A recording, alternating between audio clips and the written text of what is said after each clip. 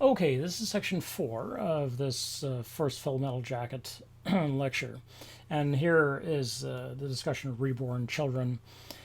And I think, I don't know if I have a little clip from Monroe, but that's something I no longer use. If I don't, we'll let it go. But the point is, at this point, that I used to use another text, which is about a boy of 4. It's a beautiful little graphic novel, and the boy of 4 is drafted into the army, and he goes, and nobody sees him as a 4-year-old boy, because if they drafted him, he must be a soldier, and so everybody they pick him up, and they're at one point he stands to be measured, and he's this high, and on the scale, and they pick him up and go, 6'2". This is amazing. Jules Pfeiffer. But the point is that Pyle is like a child, and he's desperate to please Joker, and so Joker is given the care essentially of raising this child, and so he tries to show him, this is how to make a bed, this is how to. So here's kindness, and it's the only kindness you're going to see really in the film, and we know, because this is a Kubrick film, kindness never lasts. It's like it will not work in Kubrick's universe. Kubrick's universe is a universe of, it's an economy of punishment, basically. People do their best to act honorably. Some people do their best to act honorably, like Colonel Dax in Paths of Glory. And they are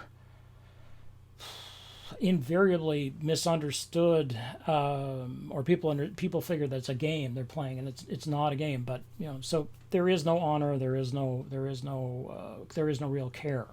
So we see them doing arms drill together. We see them making the bed. Okay, have a look at this. Okay.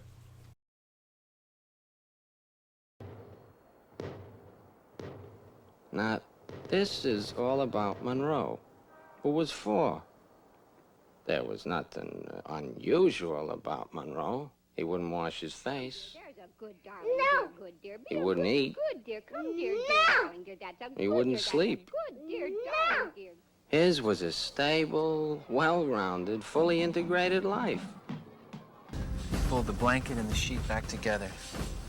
Make a 4-inch fold. Okay? Got it? You do it. Right shoulder! Huh!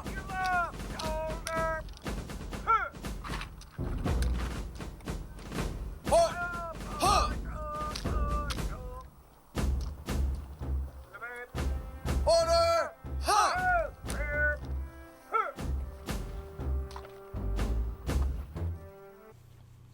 So we know that we see here, what do you do when somebody, as Hartman says, doesn't pack the gear to serve in my beloved corps? What do you do then?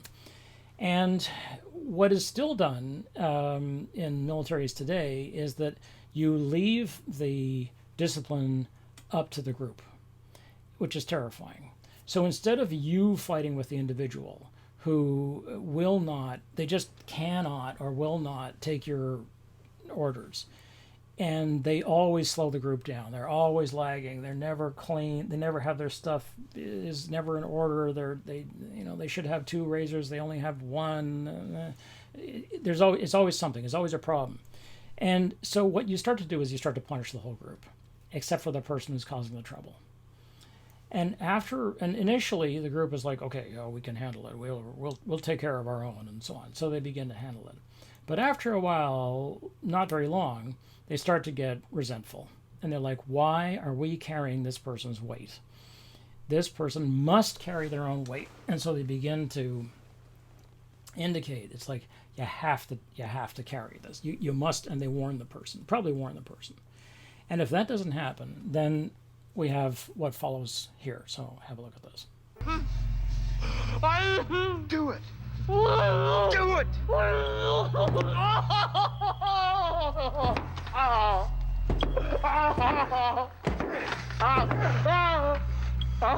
Remember, it's just a bad dream, fat boy.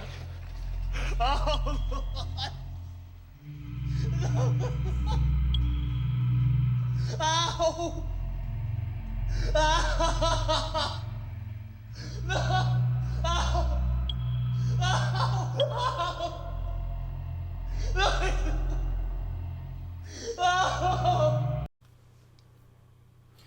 okay, this is what's called a blanket party. These bars of soap, this is, again, that goes back to the 60s. They would be issued these bars of soap. And so what do they have? They don't have weapons. I mean, they're not allowed to have weapons. That's forbidden. You get lined in the stockade. You break the rules in this particular. I mean, this is a disciplinary system. It's panoptic and it's disciplinary, and this is a perfect Foucauldian sort of mechanism.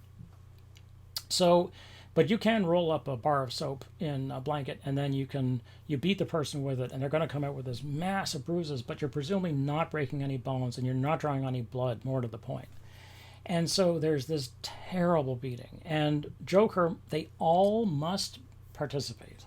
If one of them doesn't participate, he'll be the next person who has got to be dealt with this way, because the group has to absorb the body of the person, essentially they have to take in the body of the person who is breaking the rules and who is not behaving the way the body needs them to behave, the bigger body of the group, the core.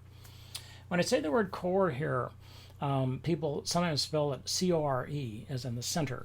But that's not what we're talking about. We're talking about the Marine Corps, which is actually the body. It's C-O-R-P-S. And the derivative root is from, that's where we get corpse from. It's the same thing. Basically, it's different versions of a body. So the Corps here refers to the Marine Corps. That's when they talk about that. They're talking about the whole of the Marines. And it is the Marine body. Basically, it's like calling the Marines the Marine body. So you cannot afford to have somebody who does not pack the gear. And so they turn Pyle into a killer, and he is reborn, as Hartman would say, you are definitely reborn hard. And however, of course, they're going to reap the whirlwind. Now Barnes, remember, has said the same thing in Platoon. He says, y'all loved Elias. Okay, that's all right with me. He says, but when the machine breaks down, we break down, and I'm not going to allow that. And this is the same issue here. So it's the death of childhood.